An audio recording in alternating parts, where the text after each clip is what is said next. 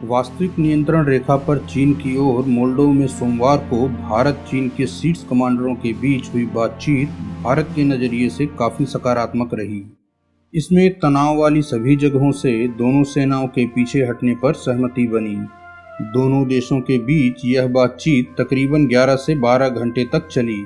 इस बैठक में भारत ने अपना रुख स्पष्ट करते हुए चीनी अधिकारियों से दो टूक शब्दों में कहा कि चीनी सेना को अपनी पुरानी पोजीशन पर वापस लौटना होगा, जहां पर वो अप्रैल माह की शुरुआत में थे। दोस्तों, इस चर्चा का मुख्य उद्देश्य finger area, Gogra post, hot springs और गलवान घाटी में जो स्थिति अप्रैल माह में थी, उसी स्थिति को दोबारा कायम करना है। अर्थात इस एरिया में दोनों सेनाएं जहां थीं, उन्हें अपनी पोजीशन पर वापस जाना होगा। दोस्तों, भारत के नज़रिए से देखें तो यह एक सकारात्मक खबर है जिसका हम सभी को स्वागत करना चाहिए। और वैसे भी भारतीय सेना हो या भारत सरकार, सभी ने बार बार ये कहा है कि हम सभी देशों के साथ शांति चाहते हैं। मगर दोस्तों, जब बात चीन की आती है तो शांति इतनी आसानी से नहीं मिलती। चीन एक आक्रांता है, वो शांति की बातें नहीं समझता। चीन कभी भी किसी को आसानी से शांति से जीने नहीं देता। भारत और चीन की सेनाओं के मध्य जो शांति समझौता 22 जून की बातचीत के बाद होता दिख रहा है, वह समझौता 6 जून या उसके बाद हुई कई दौर की बातचीत के बाद भी हो सकता था, मगर तब यह समझौता नहीं हो पाया। क्यों? हमें इसका कारण समझना होगा। दोस्तों, क्योंकि चीन को अपना झूठा प्रचार करते करते कहीं न कहीं यह भ्रम हो गया था कि हाँ, वास्तव में उसकी सेना इतनी मजबूत हो गई है कि वो भारतीय सैनिकों को मार के पीछे भगा देगी और उस एरिया पर कब्जा कर लेगी। इस हमले के बाद भारत सरकार डरेगी और चीन से बातचीत की पेशकश करेगी। भारतीय सैनिकों की मौत की खबर सुनकर भारत की जनता के मन में भी चीन की सेना की दहशत बढ़ेगी और वो भारत सरकार पर तनाव खत्म करने के लिए दबाव डालेगी। दोस्तों, इसके साथ साथ जब यह झगड़ा हो रहा था, तब चीन के कुछ सैनिक इस घटना का वीडियो बना रहे थे। उनका मानना यह था कि इस झगड़े में भारतीय सैनिकों के मार खाने का वीडियो बनाकर इसे रिलीज किया जाएगा, जिससे बाहर के देशों को यह संदेश जाएगा कि चीनी सेना बहुत ताकतवर है और वो जब चाहे भारतीय सेना को मारकर भगा सकती है। इससे विश्व भर में भारत की बेइज्जती होगी और चीनी सेना का खौफ और देशों में बढ़ेगा। अगर बड़े देशों में नहीं तो कम से कम छोटे छोटे देश जैसे वियतनाम, फिलीपींस और ताइवान तो डरेंगे ही। इसके साथ साथ इस वीडियो के माध्यम से चीन अपना प्रोपेगेंडा पॉलिटिक्स भी चालू कर देता और वर्ल्ड मीडिया में उसके पाले हुए कुछ मीडिया आउटलेट्स चीन का महिमा मंडन करने लग जाते और भारत को डराने का प्रयास करने लगते। इससे भारत सरकार पर दबाव बढ़ता और भारत सरकार चीन से रिक्वेस्ट करती कि झगड़े को और आगे न बढ़ाया जाए और जो देश जहां है वो वहीं रुक जाए। इससे चीन को ये फायदा होता कि चीन पूरी की पूरी गलवान घाटी पर कब्जा कर लेता और जो इंफ्रास्ट्रक्चर भारत बॉर्डर के अपनी ओर बना रहा है उसे भी रुकवा देता।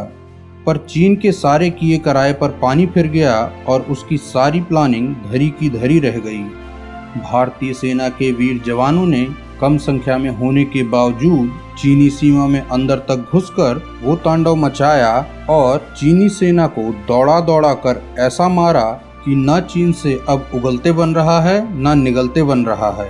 चीन से यह आरोप तक नहीं लगाया जा रहा है कि भारत ने उसके सैनिक मार दिए, क्योंकि चीन अगर ऐसा कहता है तो उसकी कलई खुल जाएगी।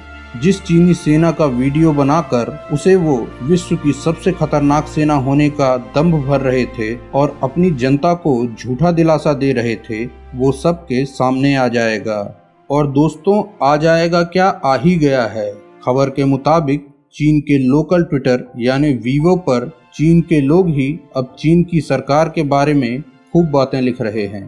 अगर आप पश्चिमी मीडिया पर नज़र डालें तो क्या अमेरिका, क्या इंग्लैंड, क्या ऑस्ट्रेलिया, हर जगह चीन की थू थू हो रही है। तो इसी वजह से दोस्तों, चीन आज पीछे हटने को तैयार हुआ है। उन्हें उनकी औकात पता चल गई है।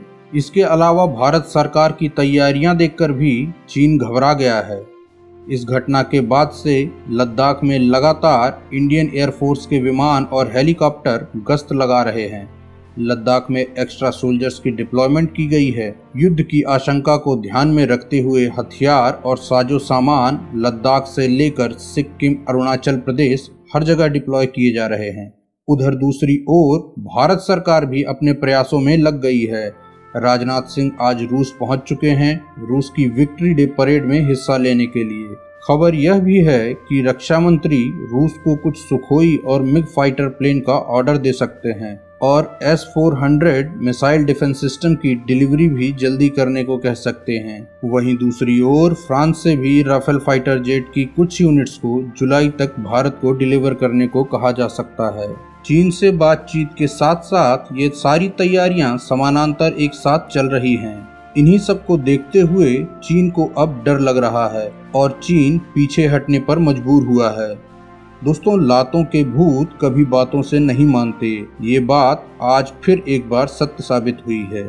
मगर हमारा पुराना अनुभव बताता है कि चीन एक मक्कार और धोखेबाज देश है। हम एक बार उससे धोखा खा चुके हैं। इस बार हमें बड़ी ही सावधानी से उससे डील करना होगा और हरदम सतर्क और सावधान रहना होगा, क्योंकि चीन कभी भी पीठ में छुरा घोंप सकता है। दोस्तों, भारत चीन एग्रीमेंट और भारत की तैयारियों को लेकर आपकी क्या राय है? कमेंट के माध्यम से जरूर बताइएगा।